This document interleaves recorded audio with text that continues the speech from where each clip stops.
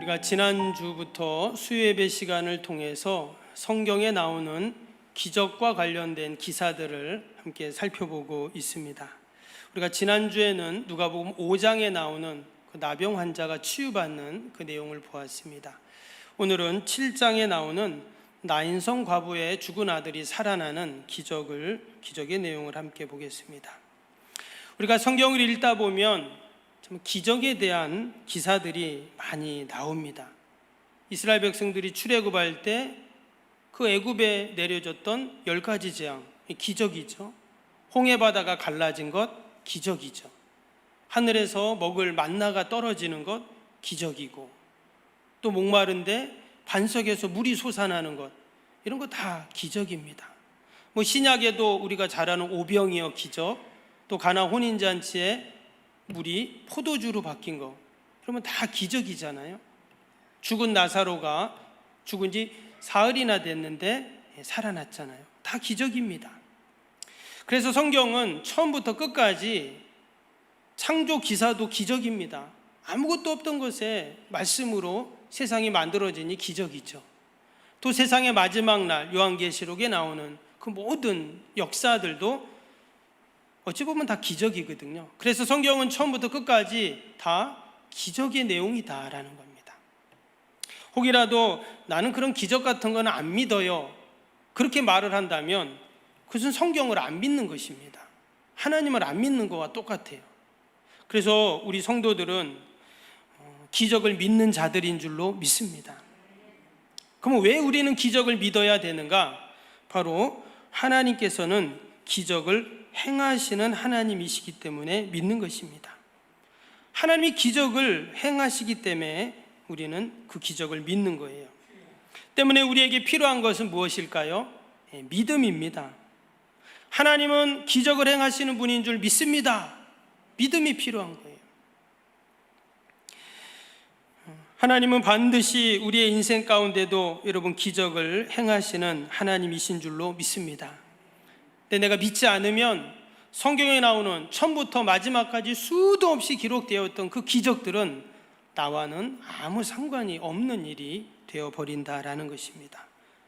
혹이라도 기적이 일어난다면 참 운이 좋네, 이렇게 생각할 수가 있다는 것이죠. 근데 성경을 보면 모든 믿음의 사람들은 하나님이 행하시는 기적을 보고 또 그 기적을 경험하며 살았습니다. 우리 성도들은 성경을 하나님의 말씀으로 믿고 참된 진리로 받아들이는 자들입니다. 때문에 성경에 나오는 수많은 기적이 지어낸 얘기가 아니라 분명 하나님이 행하신 여러분 기적인 줄로 믿습니다. 아브라함에게 행하신 기적, 또 바울에게, 베드로에게 행하신 그 모든 기적들, 여러분 동일하게 저와 여러분에게 하나님이 행하실 줄로 믿습니다. 여러분, 우리가 살아가면서 가장 큰 절망이라고 할까요? 또 인간의 한계라고 한다면 그것은 바로 죽음의 문제일 것입니다. 아무리 돈이 많아도, 아무리 젊어도, 아무리 예쁘고 잘생겨도 다 살아오면 죽음 앞에서 맥을 못 춥니다. 아무리 과학기술, 의술이 발달했다고 해도 누구나 그 죽음은 찾아오게 되어 있습니다. 때문에 우리는 죽음은 말로 다 할 수 없는 절망과 슬픔과 허물을 우리에게 가져다 줍니다. 그런데 우리 기독교에서는 우리가 이 죽음이라는 문을 통과해야만 하나님의 나라, 천국에 간다고 이야기를 합니다. 그러나 여전히 우리 믿는 성도들도 죽음 앞에서는 오랫동안 사랑과 정을 나눴던 가족이나 지인이나 또 성도의 죽음 앞에서 우리는 기뻐하고 즐거워할 수는 없죠. 누구나 다 슬퍼합니다. 오늘 낮에 우리 강사교회 목사님, 장인어른이, 사모님, 그 아버님이 하나님의 부름을 받으셔서 장례식장 문상을 오전에 다녀왔습니다. 또 지난주에는 저희 장인어른 장례를 그렇게 치르고 왔는데요, 어떤 장례이든 모든 장례는 침울하고 슬픔과 눈물이 있습니다. 왜냐? 죽음 때문에 그런 거예요. 우리는 더 이상 이 죽음의 문제를 해결할 수 없는 그러한 인생들이기 때문에 그런 것이죠. 오늘 함께 읽은 이 누가복음 7장에도 바로 이 침울하고 또 슬픈 장례, 죽음의 이야기가 기록되어 있습니다. 근데 예수님께서 바로 그 장례식장에서 기적을 행하셨어요. 나인이라는 곳, 예수님의 마을, 예수님의 고향인 나사렛과 멀지 않은 그런 곳인데요. 이 조그만 마을에 지금 예수님이 제자들과 함께 이곳에 가셨습니다. 이 나인이라는 성은 조그만 성입니다. 이름도 이 나인이라는 뜻은 즐거움이라는 뜻이거든요. 그런데 이 즐거움이라는 이 마을에 장례가 있습니다. 어떤 장례인가? 오늘 이 누가복음 7장을 보면 이 장례는 좀 특별한, 좀 더 슬픈 장례였습니다. 왜냐하면 오늘 12절 말씀을 보니까 12절에 이렇게 나오죠. 성문에 가까이 이를 때 사람들이 한 죽은 자를 메고 나오니 이는 한 어머니의 독자요 그 어머니는 과부라. 그 성에 많은 사람도 그와 함께 나오거늘 그랬습니다. 지금 이 나인성에 장례가 있는데 보니까 그 상주가 과부였다 이렇게 나옵니다. 그리고 또 고인은 그 어머니의 독자다 이런 표현이 지금 나오고 있습니다. 모든 장례가 슬프고 다 침울하지만 특별히 나인성에서 있는 이 장례는 너무나 슬프고 고통스러운 장례입니다. 바로 과부의 아들이 독자가 죽었기 때문에 그렇습니다. 이 말은 이미 이 어머니는 사랑하는 남편을 먼저 잃었고 또 이번에 아들까지 잃고 있는 너무나 가슴 아픈 그런 장례이죠. 그런데 이 장례에 지금 누가 참석하셨습니까? 바로 예수님이 참여하십니다. 예수님이 딱 등장을 하세요. 11절 말씀에 그 후에 예수께서 나인이란 성으로 가실새 제자와 많은 무리가 동행하더니 했습니다. 지금 예수님이 이 나인성에 지금 가고 계세요. 근데 우리 12절 말씀 본 것처럼 지금 그 나인성에서 어떻게 해요? 사람들이 지금 나오고 있습니다. 이미 장례가 다 끝난 거죠. 그리고는 이제 장지로 지금 운구를 하고 있는 그런 상태입니다. 우리도 옛날에 보면 상여가 맨 앞에 있고 그 다음에 상주들이 있고 그 뒤에 마을 사람들이 같이 이렇게 묘지로 이렇게 가잖아요. 그걸 생각하시면 됩니다. 고대 사회 똑같죠. 그런데 지금 이 장례 행렬과 누가 만납니까? 예수님의 행렬. 11절 보니까 제자들 또 많은 무리들이 함께 지금 동행했다고 합니다. 그래서 성에서는 장례 행렬이 내려오고 있고 예수님과 또 많은 무리들은 또 성으로 지금 가다가 바로 서로 만나게 된 것입니다. 여러분, 예수님의 행렬은 어떤 행렬일까요? 당연히 예수님은 늘 기적을 행하시고 병자들을 고치시고 또 오병이어 기적 같은 배고픈 사람들을 배부르게 해주시는 또 한 번도 들어보지 못한 하늘의 진리 복음을 말씀해 주십니다. 예수님이 가는 곳마다 생명의 역사가 있었습니다. 때문에 예수님의 행렬은 기쁨과 즐거움과 감격과 흥분의 행렬이에요. 지금 그런 행렬이 나인성으로 지금 가고 있다는 것이죠. 근데 지금 나인성에서는 지금 누가 나옵니까? 장례 행렬이 지금 나오고 있습니다. 말 그대로 초상집입니다. 집안에 가장도 없고 가장의 역할을 했던 아들 독자가 또 죽었습니다. 지금 이 상주인 과부의 마음이 얼마나 낙심이 됐을까요? 절망이 됐을 겁니다. 지금 집안의 대를 이어야 할 아들이 독자가 죽었으니 더 큰 낙심과 절망이 되는 것입니다. 어찌 보면 아들만 믿고 살았는데 삶의 이유였는데 그 아들이 지금 죽은 것입니다. 너무나 안타깝고 딱한 처지에 놓여 있죠. 그래서 마을 사람들도 다 그 장례를 위로하기 위해, 그 죽음을 위로하기 위해 함께 지금 동참하고 있다는 것이죠. 여러분, 절망의 장례 행렬과 또 생명의 행렬, 예수님의 행렬이 서로 딱 만났습니다. 어떤 일이 일어났습니까? 13절에 보니까 주께서 과부를 보시고 불쌍히 여기사 울지 말라 하시고 그랬습니다. 예수님께서 먼저 그 과부를 보시면서 그 장례당한 그 가정을 보면서 불쌍히 여기셨다는 말씀이 나오게 됩니다. 낙심하고 절망하고 있는 그 과부를 보고 불쌍히 여기셨어요. 뿐만 아니라 뭐라고 합니까? 울지 말라, 이렇게 말씀을 하셨어요. 지금 이 과부가 할 수 있는 일이라는 것은 우는 것밖에 없죠. 슬퍼하는 것밖에 없습니다. 삶의 희망, 또 삶의 목적, 삶의 이유가 이제 없어졌잖아요. 울지 말라, 근데 예수님은 말씀합니다. 이것은 단순한 위로가 아니라, 울지 말라고 하셨지만 다른 편으로 보면 내가 너를 울지 않게 해주겠다, 이런 말씀이기도 합니다.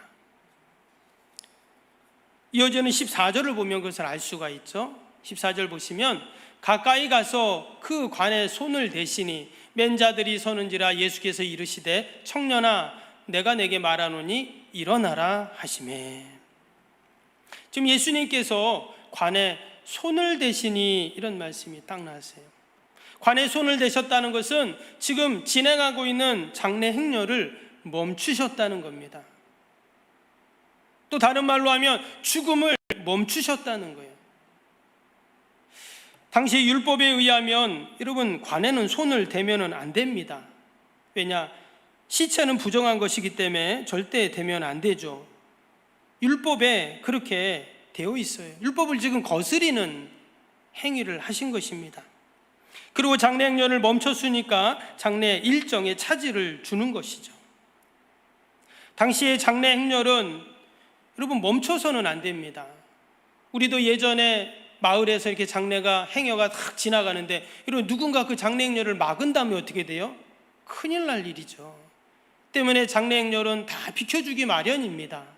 그런데 예수님은 어떻게 하셨다고요? 그 여인을 불쌍히 여기시고 울지 말라 하시고는 장례 행렬을 다 멈추시는 거예요. 이 말은 슬픔을 멈추고 죽음을 멈춘 거예요. 여러분, 예수님을 만나면 여러분 우리의 모든 슬픔이 멈춰지고 심지어 죽음까지도 멈추게 되는 줄로 믿습니다. 예수님의 관에 손을 탁 대신 거예요. 저도 우리 장인어른 장례를 이렇게 인도를 하는데 제가 목사 되고 가장 보람이 있었던 게 우리 장인어른 장례 인도한 거예요. 관에 손을 탁 대는데 장인어른이 탁 다시 살아나시면 얼마나 감사하겠습니까? 근데 마음이 참 숙연해지고, 뭐라고 할까요? 그 죽음 앞에서 사람은 다 숙연해지거든요. 지금 예수님은요, 그 관에 손을 딱 올리셨어요. 죽음 앞에 손을 딱 올리신 것입니다. 아마 예수님께서는 그 순간 그 여인을 바라보시고, 그리고 관 속에 있는 그 아들을 향해서 이렇게 말씀을 하셨죠. 예수께서 이르시되 청년아 내가 내게 말하노니 일어나라, 이렇게 말씀하셨어요. 여러분, 어떻게 죽은 자와 말을 합니까? 말할 수 있죠. 그냥 독백으로 내가 할 수 있습니다. 근데 지금 예수님은 독백이 아니에요. 진짜 죽은 청년에게, 아들에게 한 말이에요. 청년아 내가 너에게 말하는데 일어나라. 근데 청년이 그 말을 듣고 어떻게 했다고요? 일어났다는 거예요. 그 청년이 일어나라 하심에 일어났다는 거예요. 예수님께서 그 엄마에게 그렇게 말했잖아요. 울지 말라. 그냥 위로가 아니었어요. 예수님은 우리를 위로만 하시는 분이 아니십니다. 종종 그런 분들이 있어요. 신앙 가지면 좋지, 교회 가면 좋지, 기독교 예수 믿으면 좋지. 마치 무슨 하나의 많은 종교 중에 그 중에 하나를 딱 선택해가지고 내가 이런 종교를 갖고 마음의 위로를 받고, 그런 면도 있습니다. 그런데 예수님은 우리를 위로만 하시는 분이 아니었어요. 울지 말라 하는 말 속에는 내가 더 이상 너를 울지 않게 해주겠다, 이런 말씀이죠. 그리고는 어떻게 했습니까? 그 아들을 일으켜 세워서 그 어미에게 주게 됩니다. 여러분, 이처럼 예수님은 우리를 위로만 하시는 분이 아니라 우리의 모든 슬픔의 문제, 울 수밖에 없는 문제의 근원까지 여러분 해결해 주시는 우리 주님이신 줄로 믿습니다. 지금 아들이 살아났습니다. 말 그대로 기적이 일어났어요. 요한복음 11장 25절 26절에 보면 예수께서 이르시되 나는 부활이요 생명이니 나를 믿는 자는 죽어도 살겠고 무릇 살아서 나를 믿는 자는 영원히 죽지 아니하리라 했어요. 요한계시록 1장 18절에는 곧 살아있는 자라 내가 전에 죽었었노라 볼지어다 이제 세세토록 살아있어 사망과 음부의 열쇠를 가졌노니. 로마서 14장 9절에는 이를 위하여 그리스도께서 죽었다가 다시 살아나셨으니 곧 죽은 자와 산 자의 주가 되려 하심이라. 여러분, 예수님은 분명히 죽은 자도 살리시는 우리 주님이신 줄로 믿습니다. 생사의 주관자가 되시는 분이시죠. 그래서 위로만 해주시는 분이 아니라 눈물만 닦아주시는 분이 아니라 죽은 아들도 살려주시는 기적을 행해주시는 하나님이십니다. 이제 슬프고 절망스러웠던 그 장례식장은 이제 뭐로 바뀌었습니까? 잔치집으로 바뀐 것이죠. 더 이상 묘지로 장지로 갈 이유가 없습니다. 왜? 예수님을 만났기 때문에, 예수님을 만나 기적을 경험했기 때문에 그들은 다시금 기쁨과 즐거움의 성인 나인성으로 그들은 돌아가게 되는 것입니다. 여러분, 오늘도 하나님께서는 저와 여러분을 늘 지켜주시고 돌봐주시고 구원하시고 또한 해결해 주시는 우리 주님이신 줄로 믿습니다. 다른 말로 하면 우리는 날마다 기적을 경험하며 살고 있다는 거예요. 내가 그것을 인정하지 않을 뿐이지, 인지하지 못했을 뿐이지, 이런 우리는 날마다 여러분 기적을 경험하며 여러분 살고 있는 줄로 믿습니다. 오늘도 얼마나 많은 사건 사고들이 있습니까? 낙심과 절망의 사건들이 있었습니까? 그럼에도 불구하고 하나님께서는 우리를 지켜주시고 보호해 주시고 이 밤에 주님 전으로 우리를 불러주셨습니다. 여러분, 이 모든 것이 기적이고 또한 여러분 은혜인 줄로 믿습니다. 하나님께서는 늘 자기 백성을 돌보시는 우리 주님이십니다. 우리가 그러한 은혜와 믿음으로 하나님께 영광을 돌려야 할 줄로 믿습니다. 우리 앞에 그 말씀을 기록을 안 했네요. 16절 말씀에 보면 이 말씀이 나옵니다.